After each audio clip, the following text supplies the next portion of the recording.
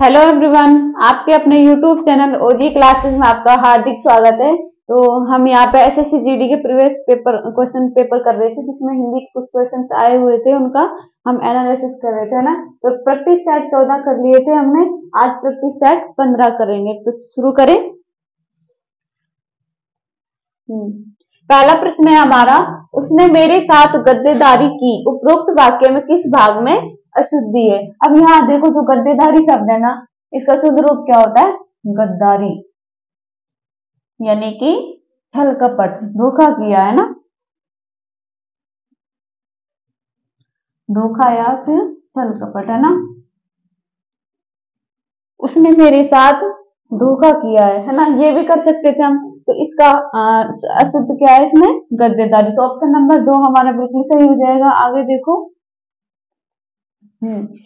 मैं गेंदे की जगह नलिन के फूल देवी को अर्पित करूंगी। उपरोक्त वाक्य में रेखांकित शब्द का पर्यायवाची क्या होगा? अब नलिन देखो, नलिन किसका पर्यायवाची है? कमल का। एक मिनट रुको आप, इसमें हमें पर्यायवाची बताना है किसका? नलिन का। तो यहाँ हाँ, तो ये किसका पर्यायवाची है ये बताना है। तो पहला ऑप्शन देखो, कमल, और दूसरा केसर, तीसरा पुष्प और जूही। तो कमल तो आप जानते ही हो, कमल नलिन का पर्यायवाची शब्द क्या है? कमल। केसर पौधा होता है, पुष्प यानी कि फूल होता है, और जूही किसका है? चमेली का पर्यायवाची है ना। तो इसमें नलिन का पर्यायवाची क्या है? कमल। तो ऑप्शन नंबर 1 हमारा सही हो जाएगा। आगे देखो, विलोम शब्दों का निम्न में से कौन सा युग्म सुमेलित नहीं है। अब यहाँ देखो, विलोम शब्द अपना का पराया, ये तो बिल्कुल सही है। अग्नि, आग, अग्नि और आग, तो ये तो क्या है? समानार्थी शब्द, दोनों क्या है? पर्याय है ना, पर्याय शब्द है। आस्था का अनास्था विलोम शब्द हो जाएगा, और आकाश का पाताल। तो ऑप्शन नंबर 2 हमारा सही आंसर हो जाएगा, क्योंकि इसमें क्या है? पर्याय एक दूसरे के। आंखों में धूल झोंकना, मुहावरे का उचित अर्थ क्या होगा? आंखों में धूल झोंकना यानी कि धोखा देना। तो पहला ऑप्शन धोखा देना ही हमारा सही हो जाएगा, है ना। आगे, दिए गए वाक्य में रेखांकित अंश के स्थान पर सबसे उपयुक्त शब्द निम्न में से कौन सा होगा? लोग बड़ी मात्रा में जमा हो गए। अब यहाँ देखो, जो ये है ना, ये क्या है? रेखांकित शब्द है ना। तो ये क्या है हमारा? रेखांकित अंश के स्थान पर सबसे उपयुक्त शब्द निम्न में से कौन सा होगा? तो भीड़, लोग भीड़ में जमा हो गए, लोग बड़ी संख्या में। अब ये क्या है? लोगों की संख्या, ये सजीव है ना, इसलिए इनको हम क्या करेंगे? संख्या में व्यक्त करेंगे। मात्रा तो क्या, कोई पदार्थ होती है, उसकी संख्या, क्वांटिटी बताते हैं। तो लोग बड़ी संख्या में, मात्रा के स्थान पर क्या आ जाएगा? बड़ी संख्या में। ठीक है। आगे, निम्नलिखित में से अशुद्ध वाक्य कौन सा है? अब देखो, विकास के सूत्र मानव के हाथ में है। तो ये तो सही वाक्य है ना, शुद्ध। देश में सर्वस्व शांति होना चाहिए। अब यहाँ देखो, सर्वस्व शांति होनी चाहिए, होना नहीं चाहिए। क्या होनी चाहिए, ये आना चाहिए था ना। तो ये अशुद्ध, गलत हो गया ना। तो ऑप्शन नंबर 2 ही हमारा सही आंसर हो गया। आगे भी देख लेते हैं। मनुष्य स्वभाव से अकेलापन पसंद नहीं करता। तो ये भी बिल्कुल सही वाक्य है ना। मनुष्यता मनुष्य की अमूल्य निधि है, ये भी बिल्कुल सही है। आगे, निम्न वाक्यांश के लिए विकल्पों में से उपयुक्त शब्द चुनें। ऊंट पर रखकर चलाई जाने वाली तोप, उसको क्या बोलेंगे हम? सुतुरनाल। ठीक है, पहला ऑप्शन सुतुरनाल बोलेंगे उसको। ऊंट पर रखकर चलाई जाती है ना तो उसको क्या बोलते हैं? सुतुरनाल नाल। और सरासर में क्या होता है? धनुष। और बंदूक आप जानते ही हो, मुकुल। आगे, दिए गए वाक्यांश के लिए उचित शब्द दिए गए विकल्पों में से चुनिए।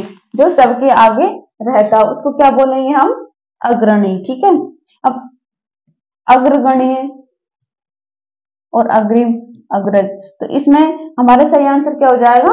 अग्रणी, जो सबके आगे रहता है ना, सबसे आगे। निम्नलिखित विकल्पों में से कौन सा एक वाक्य क्रिया विशेषण से संबंध रखता है? क्रिया विशेषण यानी क्रिया की विशेषता बतलाने वाले शब्द। अब यहाँ पहला देखो, वह खड़ा है, वह खड़ा है, तो ये क्या हो जाएगा? साधारण वाक्य।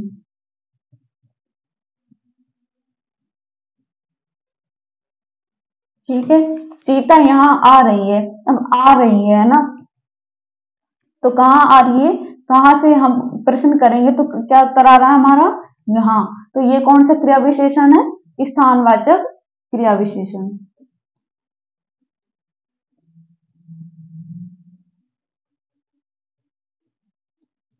ठीक है, गाय चरती है और बच्चे दौड़ते हैं, ये भी क्या है? साधारण वाक्य है ना। आगे देखो, इसमें आंसर भी हमारा ऑप्शन नंबर 2 ही हो जाएगा, है ना। निम्नलिखित वाक्य के रिक्त स्थानों की पूर्ति उपयुक्त एकार्थी शब्द युग्म द्वारा कीजिए। आदमी की उसे सफल बनाती है। अब आदमी की क्या सफल क्या बनाती है? मेहनत, लगन। तो पहला ऑप्शन देखो, लगन पहले में, लगन ये ठीक है ना। आगे, वही क्या सफलता उसका लग्न योग यानी कि शुभ योग बन जाता है। तो ये दोनों ही हमारे इस वाक्य में बिल्कुल सही है अर्थ की दृष्टि से, है ना।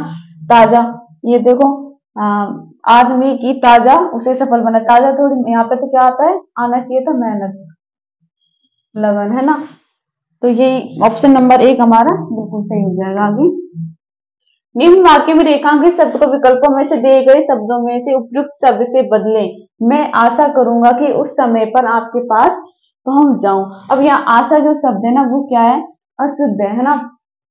तो इसके स्थान पर हमें कौन सा शब्द प्रयोग में करना है? पहला देखो, प्रत्याशा, आशा ही है ना। उत्कंठा क्या होती है? बेचैनी। और चिंता आप जानते ही हो, है ना। चेष्टा यानी कि प्रयास या कोशिश। अब यहाँ क्या कह रहा है कि मैं आशा करूंगा कि उस समय पर आपके पास पहुंच जाऊं। अब यहाँ आशा के स्थान पर क्या आएगा? मैं कोशिश करूंगा या फिर प्रयास करूंगा। अब ये किसका अर्थ है? चेष्टा का, चेष्टा करते हैं ना। तो यहाँ पे क्या आएगा? मैं चेष्टा करूंगा कि मैं समय पर आपके पास पहुंच जाऊं। तो ऑप्शन नंबर 4 ही हमारा सही आंसर हो जाएगा। आगे, जो देखने योग्य न हो वाक्यांश के लिए उचित शब्द बताओ। जो देखने योग्य ना हो उसको क्या बोलेंगे? अदृश्य। ठीक है, अप्रत्यक्ष जो सामने ना हो, है ना। आगे, वह उसके जीवन की प्रमुख घटना थी। इस वाक्य में प्रयुक्त शब्द प्रमुख के स्थान पर उसके विलोम शब्द का प्रयोग निम्न में से किस वाक्य में किया गया है? यानी कि जो प्रमुख शब्द है ना, मुख्य, इसका विलोम बताना है कौन से वाक्य में प्रयोग किया गया है विलोम का, है ना। तो यह उसके जीवन की गौण घटना है ना। आगे, यह उसके जीवन की महत्वपूर्ण घटना है, और यह उसके जीवन की क्षीण घटना है। आगे, यह उसके जीवन की विशिष्ट घटना है। अब यहाँ देखो, महत्वपूर्ण और विशिष्ट तो क्या हो गई? प्रमुख के ही समानार्थी, है ना, ये दोनों तो। और ये क्षीण, ये ये सही, ये उपयुक्त नहीं है अर्थ की दृष्टि से। तो यहाँ पे हमें क्या बताना है? इसका विलोम। यह उसके जीवन की गौण घटना यानी कि बहुत छोटी घटना है, मुख्य नहीं है ना। तो ये गौण ही इसका विलोम हो जाएगा। तो ऑप्शन नंबर 1 हमारा आंसर हो जाएगा। आगे, मुहावरों और उनके अर्थ का निम्न में से कौन सा एक युग्म सही है? अब पहला देखो, माथा ठनकना, इसका अर्थ दे रखा खुशामद करना, लेकिन माथा ठनकना का अर्थ क्या होता है? संशय करना या फिर संदेह करना, है ना।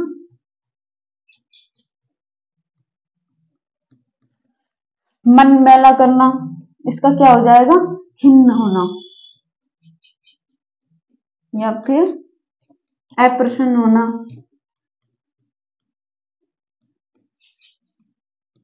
अगर कोई भी बात अगर हमारे अंदर मन में है तो वो उससे हमारा मन क्या हो जाएगा? अप्रसन्न, नाखुश हो जाएंगे हम उससे। तो उसके लिए क्या बोलेंगे हम? मन मैला करना, है ना। तो ये अधिक प्रसन्न होना, ये इसके लिए इस मुहावरे का अर्थ नहीं है ना। रंग बदलना, अपरिवर्तनशील होना, तो इस मुहावरे का अर्थ क्या हो जाएगा? रंग बदलना का परिस्थिति के अनुसार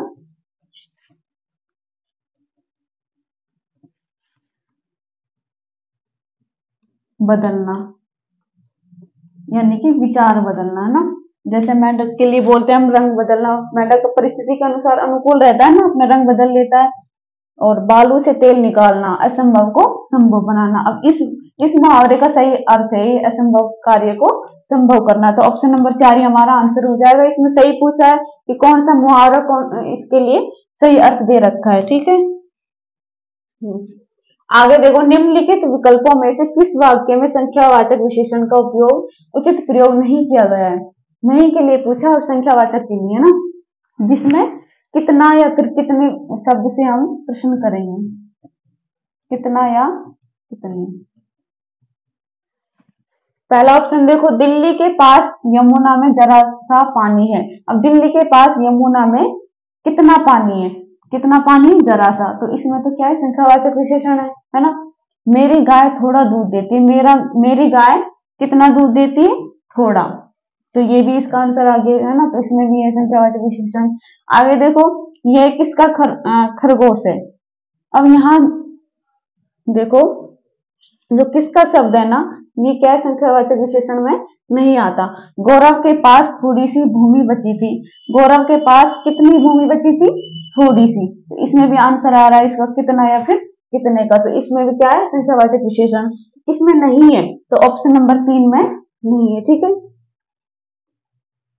okay, thanks for watching this class. अगर आपको हमारी वीडियो अच्छी लगी हो तो हमारे चैनल को लाइक एंड सब्सक्राइब कीजिए। Thank you.